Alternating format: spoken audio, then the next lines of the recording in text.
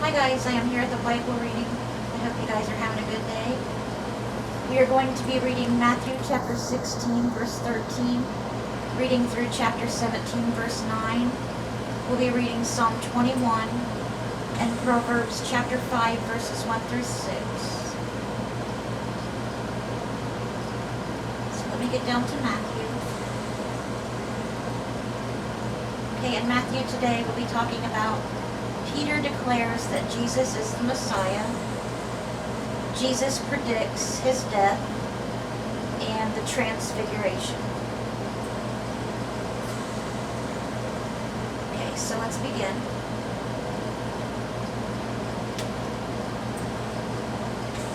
When Jesus came to the region of Caesarea Philippi, he asked his disciples, "Who do people say the Son of Man is?" They replied, "Some say John the Baptist, others say Elijah, and still others Jeremiah or one of the prophets." "But what about you?" he asked. "Who do you say I am?" Simon Peter answered, "You are the Messiah, the Son of the living God." Jesus replied, "Blessed are you, Simon, son of Jonah. For this was not revealed to you by flesh and blood, but by my Father in heaven. And I tell you that you are Peter, and on this rock I will build my church, and the gates of Hades will not overcome it. I will give you the keys of the kingdom of heaven. Whatever you bind on earth will be bound in heaven, and whatever you loose on earth will be loosed in heaven." Then he ordered his disciples not to tell anyone that he was the Messiah. From that time on, Jesus began to explain to his disciples that he must go to Jerusalem and suffer many things at the hands of the elders, the chief priests, and the teachers of the law, and that he must be killed and on the third day be raised to life. Peter took him aside and began to rebuke him. "Never, Lord," he said, "this shall never happen to you." Jesus turned and said to Peter, "Get behind me, Satan. You are a stumbling block to me. You do not have in mind the concerns of God, but merely human concerns." Then Jesus said to his disciples, "Whoever wants to be my disciple must deny themselves and take up their cross and follow me. For whoever wants to save their life will lose it, but whoever loses their life for me will find it.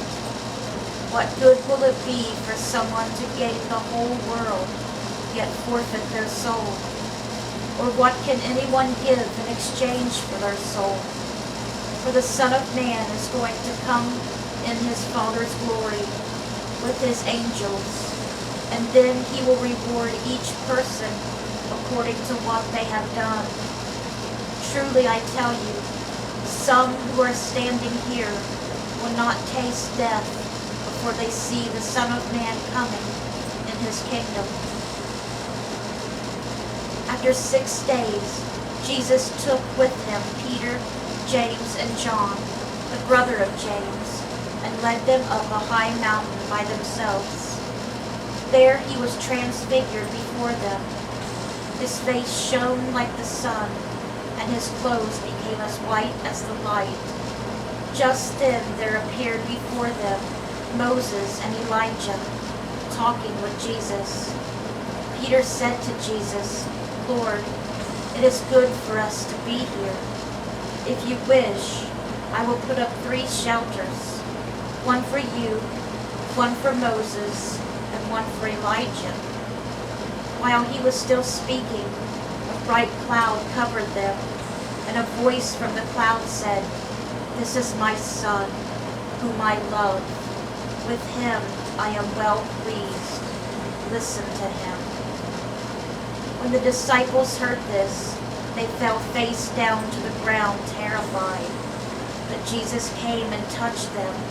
"Get up," he said. "Don't be afraid." When they looked up, they saw no one except Jesus.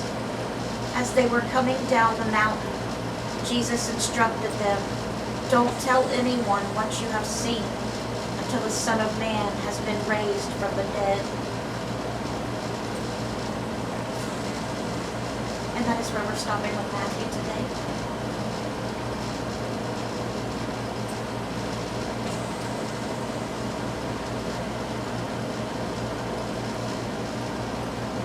And now we're going to read Psalm 21. It is for the director of music, a Psalm of David.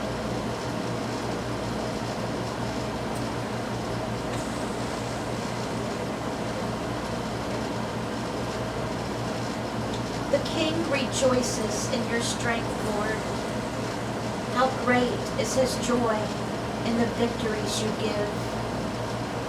You have granted him his heart's desire and have not withheld the request of his lips. You came to greet him with rich blessings and placed a crown of pure gold on his head. He asked you for life, and you gave it to him, length of days forever and ever. Through the victories you gave, his glory is great. You have bestowed on him splendor and majesty.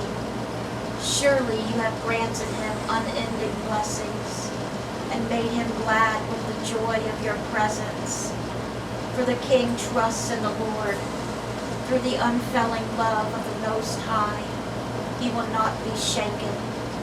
Your hand will lay hold on all your enemies. Your right hand will seize your foes. When you appear for battle, you will burn them up as in a blazing furnace. The Lord will swallow them up in his wrath, and his fire will consume them. You will destroy their descendants from the earth, their posterity from mankind. Though they plot evil against you and devise wicked schemes, they cannot succeed. You will make them turn their backs when you aim at them with drawn bow. Be exalted in your strength, Lord.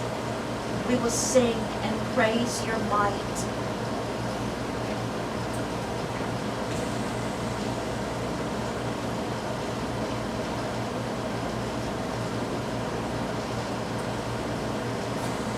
And that was Psalm 21. For the director of music, a Psalm of David. And now ending today's Bible reading is Proverbs chapter 5, verses 1 through 6. Warning against adultery.